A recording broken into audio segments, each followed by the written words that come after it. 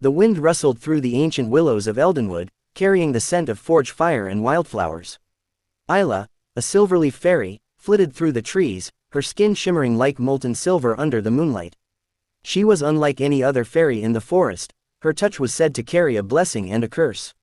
Anything she held too long would take on the unyielding form of metal. Despite this, her heart longed for love. In the village beyond the trees, the clang of a hammer echoed against the twilight sky. Theo, a blacksmith with hands as strong as the mountains, shaped iron and steel with an artistry that spoke to Isla's soul.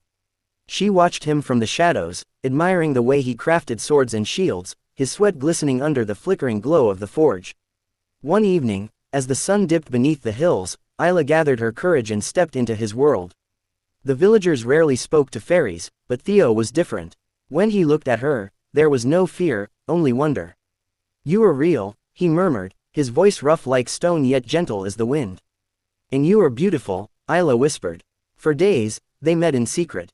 She would sit on the stone ledge of his forge, watching him work, mesmerized by the way he tamed fire and metal with his hands. He would listen to her stories of the Silverleaf fairies, of ancient magic and forgotten dreams. And slowly, something impossible began to bloom between them. Yet, Isla always kept her distance. She never let him touch her skin, never let him hold her hand. She knew the curse that lived within her. But love, as it often does, demanded more. One fateful night, a storm raged through the village. The wind howled like a beast, tearing through roofs and snapping trees. Theo's forge trembled under the fury of the storm, its doors flung open by the relentless gales. Isla rushed to find him, her silver wings beating desperately against the wind. When she arrived, she found him struggling to secure the heavy iron door, his strength faltering against nature's wrath. Without thinking, she reached for him. Her fingers, cool as the moon, wrapped around his wrist. A gasp escaped Theo's lips as a strange sensation spread through his skin. His fingers, rough with calluses, turned stiff. The warmth of his flesh faded, replaced by the cold weight of metal. Isla recoiled in horror. A streak of silver ran along his fingertips, solid and unyielding like the swords he forged. Your hand," she stammered, her voice trembling. Theo stared at his fingers, flexing them in fascination rather than fear. "It doesn't hurt," he said, his eyes filled with something she couldn't understand. "It feels powerful." Tears welled in Isla's eyes. "I never wanted this for you. Maybe it's a gift," he whispered. "Maybe your touch was meant for me." But Isla knew the truth. Her touch was no gift. It was a curse, and love had just sealed their fate. Despite the curse, Theo refused to leave her side. Each day, the silver spread a little further, up his wrist, across his palm. But he smiled through it all, never once showing regret. Isla searched for a way to stop the transformation. She visited the elders of the forest, begged the ancient spirits for answers. But every whisper carried the same warning. The more he touches you, the more he will become you. Still, Theo would not be swayed. "I was meant to forge steel," he said one evening, pressing his half-metal fingers to her cheek.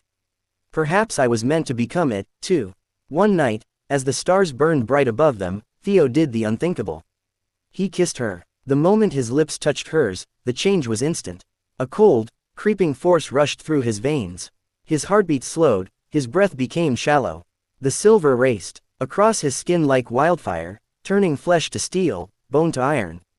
His body stiffened, his legs refused to move, his arms froze mid-reach. Isla watched in horror as the love of her life turned to metal before her eyes. But even as the transformation consumed him, Theo smiled. "Now, I can be with you forever," he whispered.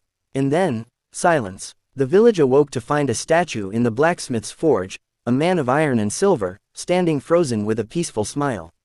Word spread quickly, whispers of a cursed love that defied nature itself.